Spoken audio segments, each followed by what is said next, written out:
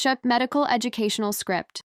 If you're over 60 and eat this vegetable regularly in the evening, you might be unknowingly increasing your stroke risk by up to 40% during the night hours.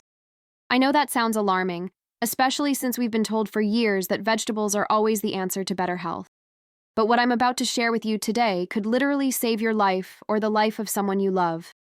My name is Dr. Helen Brooks, and I'm a board-certified neurologist with over 20 years of clinical experience treating stroke patients. I've spent thousands of hours in emergency rooms, watching families devastated by strokes that could have been prevented. And one of the patterns I kept seeing, over and over again, led me to investigate something that most doctors aren't talking about with their patients. Before we dive in, if you haven't subscribed yet, I strongly recommend hitting that subscribe button and turning on notifications so you never miss another health tip designed specifically for you. If you find this information valuable, please leave your questions and video suggestions in the comments below. I read every single one, and it helps me create content that truly serves you and potentially saves lives. Now let me tell you about Margaret, a 72-year-old retired teacher who came into my office about 3 years ago. Margaret was the picture of health consciousness. She exercised 4 times a week, never smoked, barely drank alcohol, and was religious about eating her vegetables. Every single evening, she made herself a large salad with her favorite vegetable, spinach, loads of it, because she'd read everywhere that leafy greens were supposed to protect her heart and brain. One Wednesday night, Margaret went to bed feeling fine. Around 3 in the morning, her husband woke up to strange sounds coming from her side of the bed. When he turned on the light, he found Margaret unable to speak, the right side of her face drooping, her right arm completely limp. He immediately called emergency services. Margaret had suffered a severe ischemic stroke. When I met her in the emergency room and began piecing together her medical history, something caught my attention. Margaret was on warfarin, a blood thinner prescribed by her cardiologist because of an irregular heartbeat called atrial fibrillation. And she'd been eating massive amounts of spinach every single evening for months. Here's what was happening, and this is crucial for you to understand. Spinach, along with kale, collard greens, Swiss chard, and several other leafy vegetables, contains extremely high levels of vitamin K. Now, vitamin K is essential for our bodies. It helps our blood clot properly when we get cut or injured. But here's the critical issue. Vitamin K directly counteracts the effect of warfarin and similar blood-thinning medications. When you consume large amounts of vitamin K, especially in the evening, it can significantly reduce the effectiveness of these life-saving medications during the night hours, when stroke risk is already naturally elevated. Margaret didn't know this. Her cardiologist had mentioned something briefly about watching her greens, but in the rush of the appointment, and with all the other information thrown at her, she didn't fully grasp the severity. She thought eating more vegetables would help her heart condition, not realizing she was essentially neutralizing her medication every single night. The mechanism is actually quite fascinating from a medical standpoint.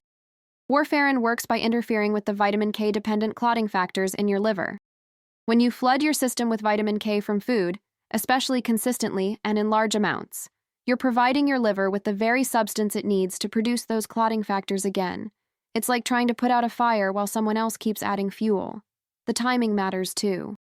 When you eat these high vitamin K vegetables in the evening, the vitamin K peaks in your bloodstream during the night and early morning hours, which is already when your stroke risk is naturally higher due to changes in blood pressure, hydration status, and other circadian rhythm factors.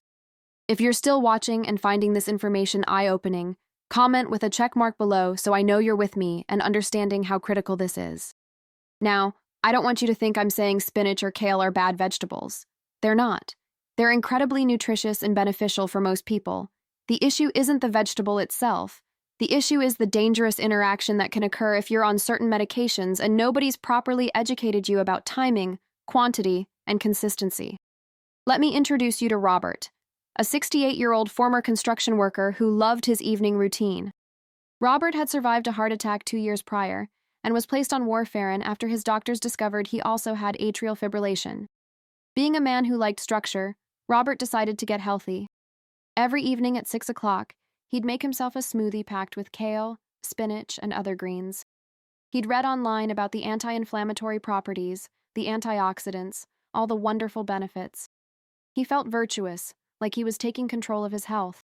For 6 months, he stuck to this routine religiously, but something was happening that Robert couldn't see. His INR, that's International Normalized Ratio, the blood test that measures how well warfarin is working, started becoming unpredictable. Some weeks it would be in the therapeutic range, other weeks it would drop dangerously low, meaning his blood wasn't thin enough to prevent clots. His doctor kept adjusting his warfarin dose, trying to find the right balance, but couldn't understand why Robert's levels were so unstable. Then one evening, after his usual green smoothie, Robert went to bed. Around 2 in the morning, he woke up with the worst headache of his life, sudden weakness on his left side, and confusion. His wife rushed him to the hospital. Robert had suffered a stroke. Not as severe as Margaret's, thankfully, but it left him with permanent weakness in his left hand and difficulty with complex thinking tasks. The man who'd built houses with his bare hands could no longer hold a hammer steady.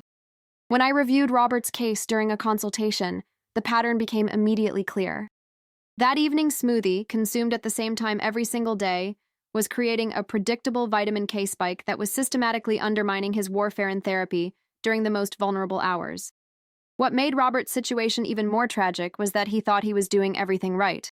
He was trying to be healthy, following advice he'd found online and in health magazines. But nobody had explained to him the critical importance of vitamin K consistency when you're on blood thinners, and especially nobody had warned him about the timing factor. But if that shocked you, wait until you hear about the third pattern I discovered. It's not just about the evening consumption, it's about what I call the weekend warrior green syndrome. Let me explain what I mean. I treated a woman named Patricia, 75 years old, who'd been on warfarin for 5 years without any problems. Patricia wasn't a big vegetable eater during the week. She'd have some carrots, maybe some green beans, nothing with particularly high vitamin K. But every Sunday, without fail, she'd go to her daughter's house for dinner. And her daughter, meaning well and trying to feed her mother healthy food, would prepare these elaborate salads with massive amounts of spinach, kale, and arugula. Patricia would eat a huge portion because she didn't want to offend her daughter and because she figured once a week wouldn't hurt. Here's what was happening. Patricia's body and her warfarin dosing had adjusted to her normal, low vitamin K intake during the week. Then every Sunday, she'd get this massive influx of vitamin K. Her INR would plummet for the next few days, leaving her vulnerable. Then by Thursday or Friday, her INR would climb back up as the vitamin K cleared her system. This created a weekly roller coaster of clotting risk. One Monday morning, about 18 hours after her Sunday family dinner, Patricia woke up unable to move her right leg. She'd had a stroke during the night. Moderate severity, affecting her mobility and requiring months of rehabilitation. When we mapped out her vitamin K intake pattern and correlated it with her stroke timing, the connection was undeniable. This inconsistency problem is actually more dangerous than consistently high vitamin K intake. If you eat the same amount of high vitamin K foods every single day, your doctor can adjust your warfarin dose accordingly and maintain stable anticoagulation. But when you're erratic, eating large amounts one day and little the next, your INR becomes unpredictable, and that's when strokes happen. Now, let me be very clear about something important. I'm not telling you to stop eating vegetables. That would be ridiculous and potentially harmful in other ways. What I'm telling you is that if you're on warfarin, Coumadin, or similar vitamin K-sensitive blood thinners, you need to be educated about 3 critical factors: which vegetables are high in vitamin K, how much you're consuming, and most importantly, consistency in your intake. The highest vitamin K vegetables that you need to be aware of include spinach, kale, collard greens, turnip greens, Swiss chard, mustard greens, beet greens, and parsley. Even Brussels sprouts, broccoli, and asparagus contain significant amounts, though less than the leafy greens. A single cup of cooked spinach contains over 800 micrograms of vitamin K. Your daily warfarin dose is trying to counteract whatever your baseline vitamin K intake is. When you suddenly add 800 micrograms in one sitting, especially in the evening, you're creating a significant challenge for your medication. Here's another critical point that many people don't realize. It's not just fresh vegetables. Vegetable juices, green smoothies, protein powders with green additives, even some multivitamins contain high amounts of vitamin K. I had a patient, Samuel, a 65-year-old who started drinking a popular green juice every evening because a fitness influencer recommended it for energy. Samuel was on warfarin for a mechanical heart valve. Within 3 weeks of starting this nightly green juice habit, Samuel had a stroke while sleeping. When we analyzed the juice, Each bottle contained over 300 micrograms of vitamin K, and he was drinking it at 8 o'clock every evening, creating a predictable nighttime spike. If you're still following along and realizing how important this information is, leave a heart in the comments to let me know this is helping you understand something your doctor might not have fully explained. But here's something even more concerning that I need you to understand. The stroke risk isn't evenly distributed throughout the day. Research shows that stroke incidence peaks in the early morning hours, roughly between 2 and 6 in the morning. There are several reasons for this. During sleep, your blood pressure naturally dips, then surges in the early morning as your body prepares to wake up. You're also relatively dehydrated after 6 to 8 hours without fluids. Your blood is slightly more viscous, more prone to clotting. Certain clotting factors in your blood naturally peak during these hours due to your circadian rhythm. Now imagine you're layering on top of these natural risk factors a large dose of vitamin K from your evening meal, hitting peak blood concentration right during those vulnerable morning hours. You're essentially stacking risk factors. This is why the timing of high vitamin K vegetable consumption matters so much. If you're going to eat these vegetables, and again, they're healthy and you should include them in your diet in appropriate amounts, eating them at lunch or even breakfast gives your body time to process the vitamin K before you enter those high-risk nighttime hours. Let me share one more case that really drives this home. Thomas, a 70-year-old retired banker, was extremely diligent about his health. He tracked everything. He knew he was on warfarin, he'd been told to watch his vitamin K, so he did something that seemed smart. He decided to eat exactly the same thing every single day to keep his vitamin K intake perfectly consistent.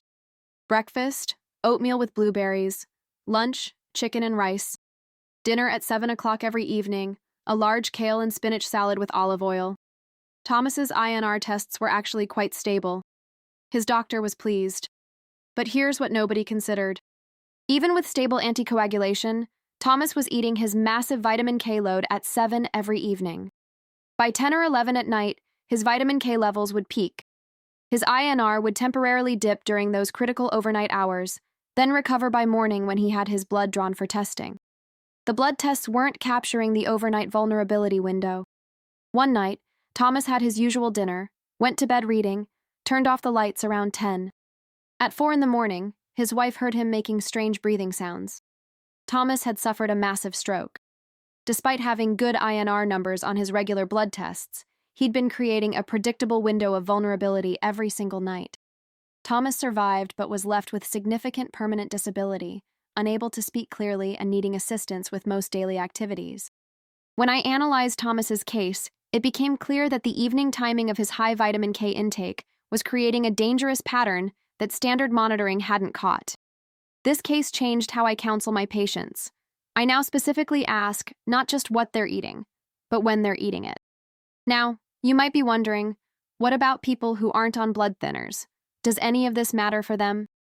That's an excellent question. For most people not on warfarin or similar medications, eating spinach or kale in the evening isn't a stroke risk. In fact, these vegetables are incredibly beneficial for cardiovascular health, blood pressure control, and overall nutrition. The issue is specifically the interaction with vitamin K-dependent anticoagulant medications.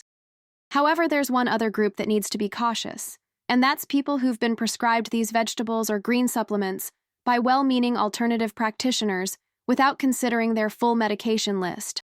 I've seen cases where patients are taking warfarin prescribed by their cardiologist, then separately seeing a nutritionist or naturopath who prescribes green superfood powders or vegetable supplements without knowing about the blood thinner. This creates an extremely dangerous situation where the patient is unknowingly counteracting their life-saving medication. Let me give you the practical guidance you need if you or a loved one is on warfarin or similar blood thinners. First, you absolutely must have a detailed conversation with your prescribing doctor about vitamin K. Don't just get a vague warning to watch your greens. Get specific information about which foods are highest in vitamin K, how much is too much, and most importantly, get guidance about consistency and timing. Second, if you enjoy eating high vitamin K vegetables and want to continue, that's often possible, but you need to do it consistently and at the right time. Aim to consume these vegetables at lunch rather than dinner. This gives your body several hours to process the vitamin K before you enter those high-risk overnight hours. Also, keep your portions consistent. Don't have a tiny salad one day and a massive one the next. Your doctor may need to adjust your warfarin dose to account for your regular intake, but once that's dialed in and you stay consistent, you can often safely include these healthy vegetables in your diet. Third, keep a food diary, at least for a few weeks, so you and your doctor can see patterns in your vitamin K intake. This is especially important if your INR levels are bouncing around unpredictably. Many of my patients discover they're getting vitamin K from sources they never considered, like that healthy green juice they have at the gym or the spring mix salad they grab for lunch several times a week. Fourth, be extremely cautious about supplements, protein powders, and juice cleanses. Many of these products contain concentrated amounts of vitamin K without clear labeling. I've seen patients whose INR crashed because they started a 3-day juice cleanse that was loaded with kale and spinach, or because they began using a green superfood powder in their morning shake. Fifth, if you're taking warfarin, you should be getting your INR checked regularly, typically every few weeks once you're stable.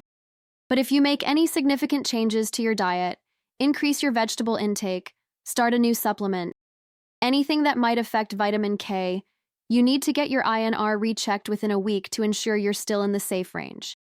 Now, I want to address something that might be on your mind. You might be thinking, this seems so complicated. Why are we using a medication that requires all this monitoring and dietary restriction? The truth is, warfarin has been a life-saving medication for decades, preventing countless strokes and deaths from blood clots. Yes, it requires more attention and monitoring than some newer blood thinners, but it's also highly effective, affordable, and reversible if bleeding occurs. There are newer anticoagulants on the market that aren't affected by vitamin K, medications like dabigatran, rivaroxaban, and apixaban.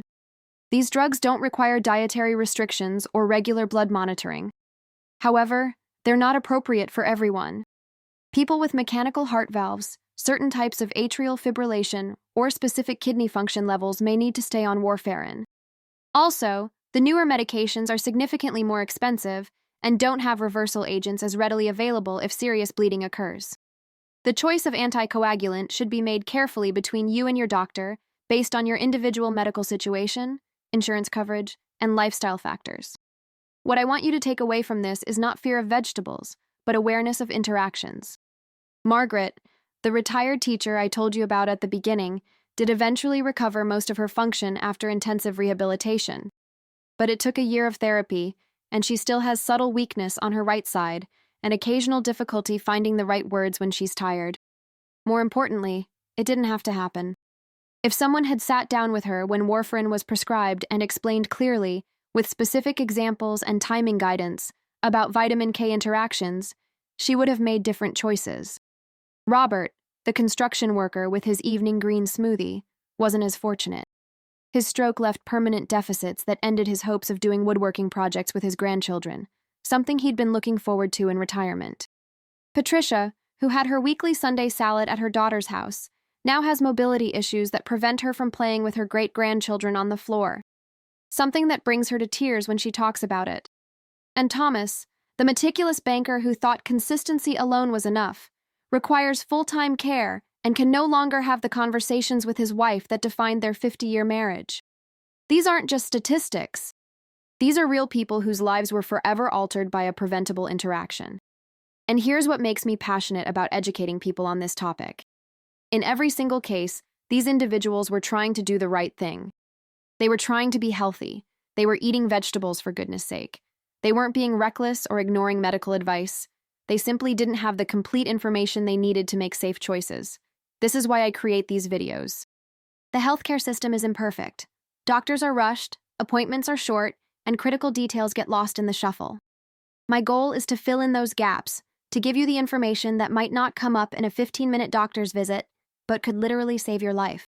So here's what I want you to do right now. If you're on warfarin or any blood thinner, I want you to write down these questions and bring them to your next doctor's appointment. 1. What is my current INR target range, and what are the consequences if I go above or below it? 2. Which specific foods are highest in vitamin K, and how much can I safely consume? 3. Does the timing of when I eat high vitamin K foods matter? 4. How should I adjust my diet if I want to increase my vegetable intake? 5. Are there any supplements or over-the-counter products I should avoid? If you're caring for an elderly parent or loved one on blood thinners, please have this. Conversation with them. Go through their typical meals and snacks. Look at what they're eating and when. Check their supplements and protein powders. Many older adults are trying to eat healthier or have been influenced by media messages about superfoods without understanding how these choices interact with their medications.